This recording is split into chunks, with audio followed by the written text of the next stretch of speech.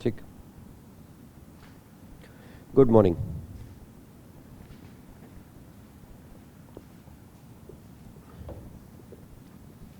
So we are able to finally start with our last chapter, and that is the final accounts.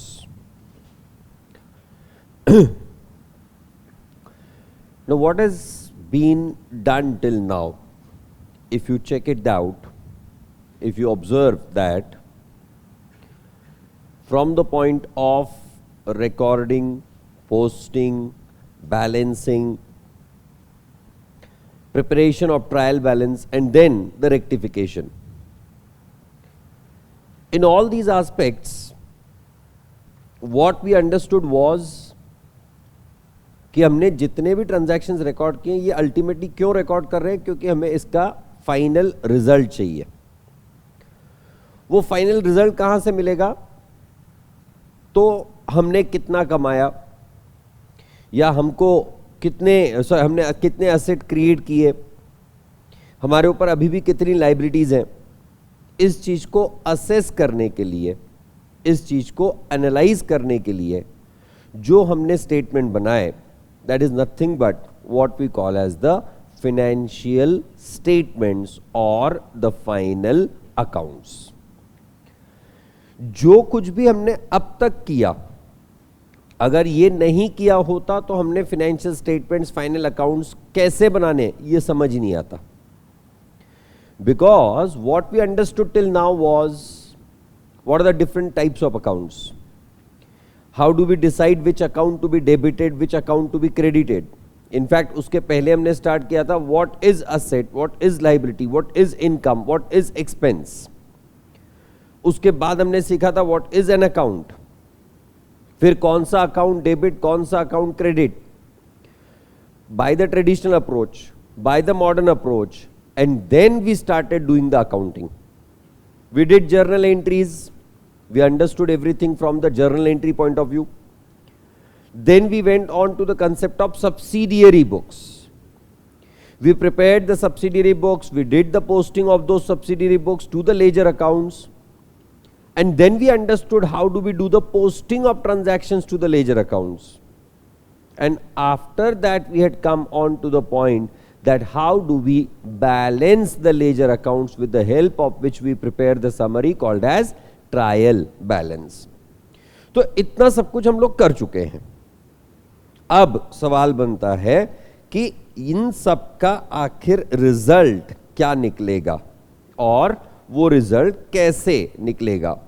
And that result is what we are interested into, and that is what we call as the financial statements और final accounts. अगर आप observe करो, हमने start किया था, there was something called as an event. That event was converted into a transaction. Transaction क्या होता है? Anything that is involving flow of money और money's worth, that is a transaction. इस ट्रांजैक्शन को हमने रिकॉर्ड किया या तो सब्सिडियरी बुक में या फिर जर्नल में, या फिर journal proper, general journal, whatever you call it as. यहां रिकॉर्ड करने के बाद क्या हुआ था, हमने इनको किया था post from the subsidiary books to और the journal to the ledger. और ये पोस्टिंग करने के बाद में हमने इन लेजर्स की बैलेंसिंग की थी, जिससे हमने बनाया था ट्रायल बैलेंस। अब इसी ट्रायल बैलेंस को यूज करके what we are going to prepare is called as the financial statements.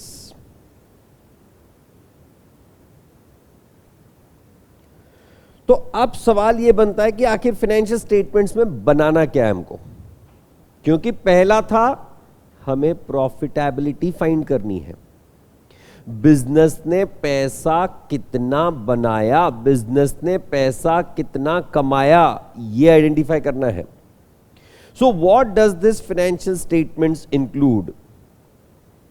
the financial statements, which are commonly called as the general purpose financial statements as per the accounting standards, include an income statement. What is an income statement? The statement that is prepared, the account that is prepared to know, to assess, to understand the profitability of the business. Business ने कितना पैसा कमाया. To identify that, you prepare income statement, also called as the profitability statement. Alright? Then comes the next one, that is to know कि हमारे पास assets कितने हैं, हमारी liabilities क्या हैं. And for that purpose we prepare a positional statement called as balance sheet. Why did I call this as positional statement? जहां तक बात है इनकम स्टेटमेंट की, प्रॉफिटेबिलिटी स्टेटमेंट की, गिवन पीरियड में हमने कितने खर्च किए, गिवन पीरियड में हमने कितने इनकम कमाए, ये सारे के सारे उस इनकम स्टेटमेंट में इंक्लूड हो जाते हैं फॉर द गिवन पीरियड. इसीलिए जब भी हम लोग इनकम स्टेटमेंट्स बनाते हैं, जैसे कि trading account, profit and loss account, तो उसके नीचे हम लोग लिखते हैं फॉर द ईयर एंडेड. क्यों? Because it includes all the amounts of incomes, all the amounts of expenses of the given period. पर जहां तक बात है बैलेंस शीट की या पोजिशनल स्टेटमेंट की, इसमें हम लोग सिर्फ उन्हीं आइटम्स को इंक्लूड करते हैं जो खर्च या इनकम नहीं है, मतलब all the real and personal accounts. और इन पर्सनल अकाउंट्स, इन रियल अकाउंट्स के गिवन डेट पे जो बैलेंस होते हैं, क्योंकि इनके बैलेंसेस चेंज हो सकते हैं. आपने किसी कस्टमर को गुड्स बेचा, कस्टमर का रिसीवेबल बढ़ जाएगा. आपके कस्टमर ने आपको पेमेंट किया, आपके कस्टमर का बैलेंस कम हो जाएगा, कैश का बैलेंस बढ़ जाएगा. सो असेट्स एंड लाइबिलिटीज का balance keeps on changing. And that's why when I prepare the balance sheet, I prepare it for a given date, for the given point. And that's why the balance sheet is also called as the positional statement, the position on a given date. Right? Then the third thing that we are supposed to prepare is called as cash flow statement. What is this cash flow statement? देखो कैसा है कि बहुत सारे transaction ऐसे होते हैं जो उधार की जिंदगी पे चल रहे हैं. जैसे आपने सप्लायर से गुड्स खरीदे उधार पे, आपने डेटर्स को गुड्स बेचे उधार पे. तो जब आपकी जिंदगी उधार पे चल रही है तो एक्चुअल पैसा कितना है बिजनेस में, एक्चुअल पैसा कहां से आ रहा है. जैसे मैंने सपोज एक नया बिजनेस स्टार्ट किया, बिजनेस में मुझे स्टॉक खरीदने के लिए पैसा चाहिए, मुझे फर्नीचर खरीदने के लिए पैसा चाहिए, मुझे प्रॉपर्टी खरीदने के लिए पैसा चाहिए. So I need the money for multiple things. अब शुरुआत में मेरे पास तो गुड्स मैंने बेचे थे नहीं, मेरे बिजनेस ऑपरेशन से तो मुझे पैसा आ नहीं रहा था. तो शुरुआत में मेरे पास पैसा कहां से आएगा? मेरा खुद का फंड्स, कैपिटल. मैं दोस्तों से बोरो करूंगा, loans. These are called as financing activities. कि आपने अपने बिजनेस को बाहर से अपने पैसे से फाइनेंस किया. राइट? मेरे बिजनेस ऑपरेशन से पैसा आया क्या? नहीं, क्योंकि बिजनेस तो अभी स्टार्ट हो रहा है. So there was an inflow from financing activities and there was the outflow in the operational and investing activities. Furniture, building, property, ये जो मैं खरीद रहा हूं, ये मेरी इन्वेस्टमेंट्स हैं या नहीं? So what I am getting is from the financing activities. What I am putting in is the investing activity or the operational. Stock खरीद रहा हूं, किसके लिए खरीद रहा हूं? बिजनेस चलाने के लिए खरीद रहा हूं या नहीं? या मैं खर्चों के लिए पेमेंट कर रहा हूं, इलेक्ट्रिसिटी, सैलरीज, ट्रैवलिंग, टेलीफोन, ये सारे जो मैं पेमेंट कर रहा हूं, ये मेरे operations, day to day activities से रिलेटेड है या नहीं? तो मेरा इनफ्लो है फाइनेंसिंग एक्टिविटीज से, मेरा आउटफ्लो है इन्वेस्टिंग और ऑपरेशनल एक्टिविटीज के लिए। अब इससे मुझे पता क्या चल रहा है कि मैं जो पैसा ला रहा हूं वो कौन से सोर्सेस से आ रहा है, और मैं जो पैसा लगा रहा हूं, एक्चुअल कैश की बात कर रहे हैं हम लोग, क्रेडिट उधार के जिंदगी की बात नहीं कर रहे। Balance sheet will include both cash and credit transactions, but cash flow statements will include only and only the inflow and outflow of cash. क्या फायदा होता है इसका? फायदा ऐसा होता है कि कल को अगर मेरे P&L अकाउंट में, इनकम स्टेटमेंट में दिख रहा है that there is a profit of 50 crore rupees, फिर भी मैं बैंक के पास चला गया, भैया मेरे को 500 करोड़ का लोन चाहिए, कमाल है यार, या फिर मेरे को 25 करोड़ का लोन चाहिए, बैंक वाला कहता है कमाल है, तुम्हारे प्रॉफिट एंड लॉस अकाउंट में 50 करोड़ ऑलरेडी दिख रहे हैं, तुमको 25 करोड़ किस चीज के लिए चाहिए? सीधी बात है ना, अगर मैंने 50 करोड़ का प्रॉफिट कमाया हुआ है तो वो 50 करोड़ में मेरे बिजनेस में लगा सकता हूं या नहीं? पर वो पैसा ऑलरेडी लगा हुआ है, कहां? स्टॉक में, डेटर्स में, फर्नीचर में, इन्वेस्टमेंट्स में, ये पैसा ऑलरेडी लग चुका है। ये मुझे कहां से पता चलेगा? Not from the balance sheet, but from what? The cash flow statement. So profit and loss account will include cash credit, both transactions. Balance sheet includes cash credit, both transactions. But when it comes to cash flow, it includes only cash related transactions. हो सकता है 50 करोड़ का profit है पर मैंने supplier को सारा payment advance पे करके रखा हुआ है, मतलब लाइबिलिटी कुछ नहीं, डे टू डे ऑपरेशन से रिलेटेड, और मैं डेटर्स को 6 महीने का क्रेडिट दे रहा हूं। My business model is like that, can be happening like that और नॉट। और take the example of a builder. Builder जो कंस्ट्रक्शन कर रहा है वो जब सीमेंट या जो भी बेसिक मटेरियल और बिल्डिंग मटेरियल जिसे हम लोग कहते हैं, बिल्डिंग मटेरियल खरीद रहा है, वो सारा का सारा कैश में। क्यों? डिस्काउंट्स मिलते हैं। अब बिल्डिंग जब तक खड़ी नहीं हो जाएगी तब तक बिकेगी नहीं। अब इसने पूरा का पूरा मटेरियल कैश में खरीद के रखा हुआ है, और बिल्डिंगें बेचने वाला है कब? या कंस्ट्रक्शन होने के बाद और नॉट। अब तो उसने सिर्फ बुकिंग एडवांस लेके रखे हुए हैं जिसको उसने सेल करके ट्रीट किया हुआ है। अब प्रॉफिट दिख रहा है 50 करोड़ रुपए, पर फिर भी बिल्डर कहता है मेरे को 50 करोड़ और चाहिए। अरे भाई तेरे प्रॉफिट एंड लॉस अकाउंट में 50 करोड़ है। प्रॉफिट एंड लॉस अकाउंट में जो 50 करोड़ है वो अक्रूवल बेसिस पे, क्रेडिट बेसिस पे कमाया हुआ प्रॉफिट है, पर इन्वेस्ट जो किया हुआ है वो कैश बेसिस पे पैसा लगाया हुआ है। अब इसकी क्लैरिफिकेशन अगर हमको चाहिए तो उसके लिए हमें इनकम स्टेटमेंट के साथ साथ कैश फ्लो स्टेटमेंट की भी आवश्यकता होती है। हालांकि in the basic account lectures और in the foundation lectures we are not going to talk about the cash flow statements. ये सिर्फ रेफरेंस के लिए बता रहा हूं मैं आपको कि आखिर इसकी जरूरत क्या होती है। देखो मैं ना डायरेक्टली बता सकता था, बच्चों 2 टाइप होते हैं, एक P&L अकाउंट होता है, एक ट्रेडिंग अकाउंट होता है और एक बैलेंस शीट होता है। बस इतने बनाने होते हैं। ये कैसे बनाने हैं ये मैंने बनवा के खत्म कर दिए होते हैं बेसिक अकाउंट में अपन। That would have become very simpler for me, but I don't want to do something like that. क्यों? बेसिक्स है। अब किस तरह से लेते हो वो आपके ऊपर डिपेंड करता है। आप तक के जितना भी सिखाया मैंने कहीं पे भी रैंडमली नहीं सिखाया तुमको कि चलो ये उड़ा देते।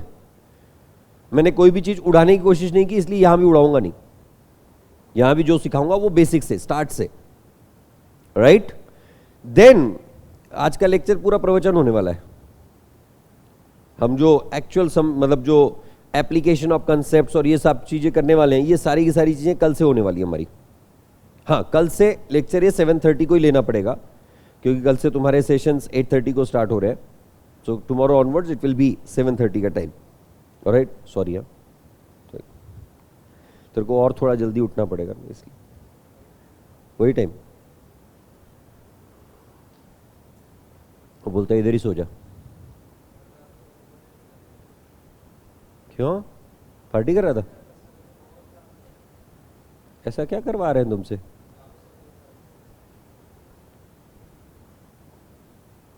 हमारे यहां तो 4 सब्जेक्ट एक साथ हो ही नहीं रहे।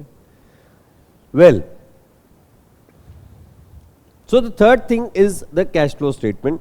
The fourth thing that we need to prepare is called as notes to accounts. अब ये क्या होते हैं notes to accounts? हमने हमारे फाइनेंशियल स्टेटमेंट में बहुत सारी ऐसी इंफॉर्मेशन इंक्लूड कर रखी होती है जिसके पीछे कुछ पॉलिसीज हमने डिसाइड करके रखी होती है। जैसे कि अगर मैं मेरे बिजनेस में डेप्रीसिएशन चार्ज कर रहा हूं, depreciation is what? Reduction in the value of assets. तो ये डेप्रीसिएशन कौन से मेथड से कैलकुलेट कर रहा हूं, मैं क्या रेट अप्लाई करके डेप्रीसिएशन कैलकुलेट कर रहा हूं, वो रेट मैंने क्या बेसिस पे अराइव किया, ये सारी इंफॉर्मेशन मैं P&L अकाउंट में नहीं दे सकता हूं।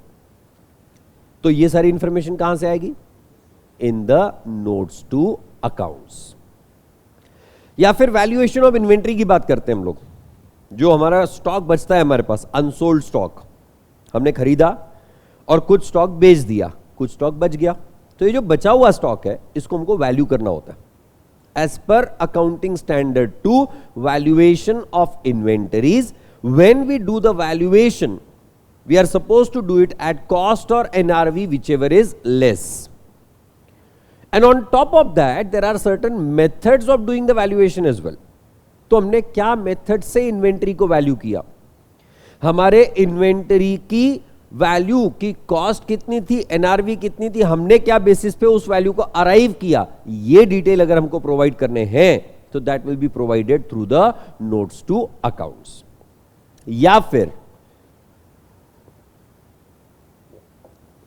if there is any major happening, major activity that has taken place during the year, और उसकी वजह से हमारे प्रॉफिट एंड लॉस अकाउंट पे कोई बड़ा इंपैक्ट हुआ है, उसको भी अगर डिटेलाइज करना है। जैसे अल्ट्राटेक ने अपना एक सेगमेंट बेच दिया और उसमें से उनको एक 500 करोड़ का प्रॉफिट हुआ, ये P&L अकाउंट को क्रेडिट हुआ, ये भी उनको बताना पड़ेगा कि ये 500 करोड़ क्रेडिटेड क्यों है, कैसे अराइव हुए हैं और उसका कैलकुलेशन क्या बेसिस पे हुआ। So these all details which you are not able to cover in your income statement, which you are not able to cover into your balance sheet, those are given through what? The notes to accounts. Now what we are going to discuss at present is only these two things. As far as the cash flow statement and notes to accounts is concerned, we are not going to discuss at present. कैसे बनाते हैं, क्यों बनाते हैं, ये चीजें हम लोग कैश फ्लो और नोट्स टू अकाउंट्स के बारे में डिस्कस नहीं करेंगे। हमारा फोकस किस पे रहेगा? Only on the income statement and the balance sheet, right? Now let me talk about the income statement और the profitability statement. Why are we preparing this? Is to know the profit or loss of the business for the given year or for the given period. ये profit and loss account आप 6 महीने के लिए भी बना सकते हो, 3 महीने के लिए भी बना सकते हो. नॉर्मली हम लोग इसे 1 साल के लिए बनाते हैं. क्यों 1 साल के लिए बनाते हैं? Because we follow the concept called as periodicity concept. हमारा जो गोइंग कंसर्न पीरियड था, अगर आपको याद है, मैंने कहा था we follow the going concern concept. What is that going concern? That your business one started is expected to continue for a very long and uncertain period of time और not. और क्योंकि आपका बिजनेस ये लंबे समय तक चलने वाला है, क्योंकि आपका बिजनेस ये लॉन्ग स्टैंडिंग है, तो आप अपने बिजनेस का प्रॉफिट या लॉस पूरे लंबे समय के बाद कैलकुलेट करोगे, ऐसा जरूरी नहीं है. And therefore, that going concern period is divided into the small periods which we call as the annual year or financial year. तो आप जब आपके बुक्स ऑफ अकाउंट्स को एनालाइज करते हो, आपके फाइनेंशियल ट्रांजैक्शंस को एनालाइज करते हो, जनरली ये हम लोग 1 साल के लिए करते हैं. as per the periodicity concept.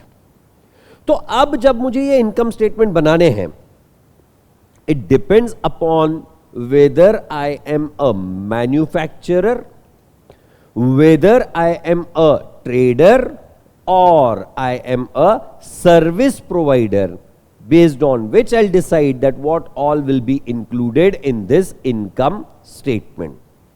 So if I am a manufacturer, in case of a manufacturer, what we prepare is first a manufacturing account.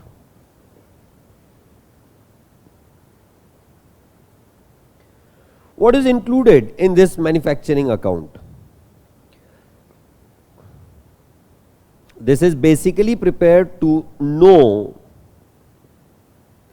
the total cost of production during the given period. Whatever is the period of accounting in the consideration, उस period में हमने जितने भी goods, जितने भी units बनाए हैं, उसका टोटल कॉस्ट ऑफ प्रोडक्शन कितना हुआ, that is what is included in the manufacturing account. तो यहां हम लोग सिर्फ मैन्युफैक्चरिंग से रिलेटेड जो रॉ मटेरियल खरीदा, जो हमने वेजेस पे किए, जो हमने कन्वर्जन कॉस्ट पे किया, only those items are included. The sales is not considered, not included within the manufacturing account. Why? Because selling activity is a trading activity, and therefore that is included in the next statement, that is what we call as a trading account.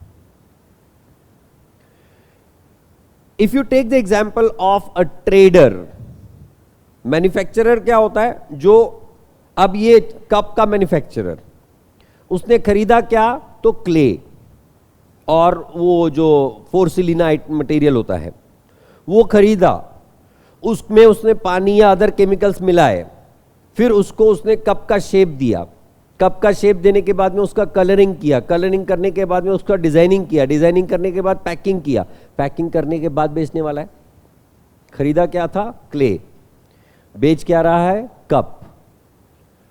A person who is sourcing something different and converting it to something different and separately identifiable in the market is called as a manufacturer. जैसे हमने तुमको source किया है science students, but we are going to supply you as the chartered accountants और not, so we are the manufacturers. नहीं, basically anything that is where the input is different and the output is given in a different way, that is what you call as the manufacturers. Is the point right? Now, trader is a person who sources, keeps and supplies. The person who does not change the nature or characteristic of the product, that person is called as a trader. Sir ऐसा तो petrol pump वाले भी tank में petrol खरीदते हैं और litre litre करके बेचते हैं, पेट्रोल तो पेट्रोल ही रहता है ना. They are not changing the nature and character of the product, they are only changing the size of the product. अब हम तो कंटेनर भर के पेट्रोल नहीं खरीदेंगे भाई, टंकी में रख देंगे, जब भी लगेगा अपन अपनी टंकी में भर के लेके घूमेंगे, राइट? कि 200 लीटर का टैंक घर पे रख दिया अपन ने.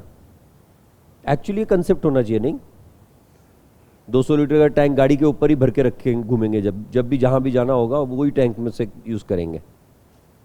अच्छा है, सोचेगा मैं इसके ऊपर. Well, startup, you know, so it's not feasible at all, that's why it does not come. And on top of that, your vehicle already has the tank of 50 liter 60 liter if it is car, या फिर even two wheeler भी आजकल होती है, तो वो two wheeler में भी 4-5 6 लीटर की टैंक होती है आजकल. अर्लियर वेर द डेज, हम लोग लूना चलाते थे, मुझे याद है 1 लीटर पेट्रोल भरवाते थे हम लोग, उतना ही माता था उसमें, उससे ज़्यादा पेट्रोल ही नहीं माता था. उससे ज़्यादा भरवाने गए तो एकदम ओवरफ्लो होना चालू होता था. एंड खैर उस समय पेट्रोल बड़ा सस्ता था यार. नहीं, इतना भी पुराना नहीं हूँ मैं, मतलब 8 रुपये और 7 रुपये, मतलब थोड़ा ज़्यादा ही पुराना कर दिया मेरे को दुनिया, 19 rupees was the cost of petrol when I started filling it. 19 rupees a liter, man. और आजकल 105 रुपए चल रहा है. 105 ही है ना, 107. पेट्रोल में भरवाता नहीं हो तो मेरे को ज़्यादा पता नहीं है, ये डीजल ही होता है ना आजकल. खैर, so I hope you understood the concept of trader. The person who is purchasing and selling the same goods, that person will be a trader. यहाँ पे कई सारे स्टेशनर्स हैं, आप उनके पास से जब स्टेशनरी खरीदते हो तो उन्होंने परचेज भी स्टेशनरी की और बेच भी स्टेशनरी रहे. So they will become what? Traders, right? So for them we prepare the trading accounts. Manufacturer के लिए भी ट्रेडिंग अकाउंट बनाया जाता है. क्यों? क्योंकि मैन्युफैक्चरर बनाए हुए गुड्स को बेचने वाला है या नहीं, तो बेचने की एक्टिविटी कहां आएगी? ट्रेडिंग में. बनाने की एक्टिविटी कहां इंक्लूड हुई? मैन्युफैक्चरिंग में. Is it point right? और ट्रेडर के केस में मैन्युफैक्चरिंग अकाउंट नहीं बनता है, right?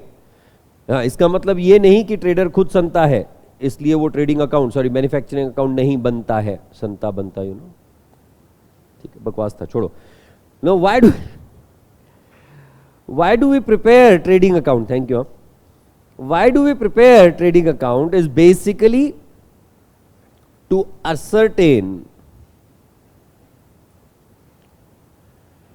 the gross profit of business. What is this gross profit? The profit that you have earned from the core activities of your business, primary activity of your business. That is what you call as the gross profit. आपका core business अगर manufacture करके cell करने का है, आपका core business अगर goods खरीद के बेचने का है, तो आपके सिर्फ गुड्स बना के बेचने में या गुड्स खरीद के बेचने में जो प्रॉफिट हुआ, that is what we call as the gross profit. It does not include, it does not consider any of the supporting day to day expenses. जैसे आप यहां पे मैं इलेक्ट्रिसिटी चार्जेस पे करता हूं. Electricity charges is not what I am supplying. What I am supplying is my, what we are providing you is the imparting education concept or not. तो अगर हमारी service is including the imparting of education, in that case my core activity, my primary activity and supply of electricity are the two independent things और not? Supply of electricity is necessary, not mandatory. Lecture हुए हमारे, light नहीं थी पूरा दिन फिर भी lecture ले रहे थे हम लोग, है ना? Because we are not supplying electricity. That is the work of electricity department. So for us, the amount that we are spending on electricity consumption is not core. And that's why that will be considered as indirect transactions. जितने भी direct activities हैं आपके goods खरीदने में, goods को बनाने में, goods पे किए हुए खर्च in the form of wages, transport, carriage inward, ये जितने भी खर्च है या फिर गुड्स बेच के आपकी जो इनकम आई है, these all are from your core activities, related to your core activity और not. That's why those items only will be considered while preparing the trading account. And that is why it is said that the profit that we are earning from these activities is called as gross profit. This is not the final profit of the business. This is the profit from the primary core activity of the business. And then the third statement that we are supposed to prepare is called as profit and loss account. Understand and remember this thing as forever. Henceforth, whensoever I use the term as profit and loss account for all practical purpose, profit and loss account includes manufacturing account as well as trading account. अगर मैं manufacturer के लिए कह रहा हूं that I am going to prepare the profit and loss account, does not mean I am going to prepare only profit and loss account. I'll prepare manufacturing account, trading account and then profit and loss account. क्योंकि जब तक manufacturing का cost नहीं आता है, I will not be able to understand the gross profit. जब तक मुझे ग्रॉस प्रॉफिट पता नहीं चलता है, I'll not be able to calculate my final profit or the net profit of my business. So profit and loss account is prepared to ascertain the net profit, or what you call as final profit of business. Is the point right? Now in this case, this was for the manufacturer. But if we are talking about a trader, in case of a trader, we need not prepare manufacturing. We'll prepare what? Only trading and the profit and loss account.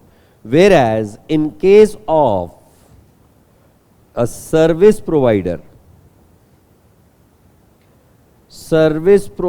do not deal with goods.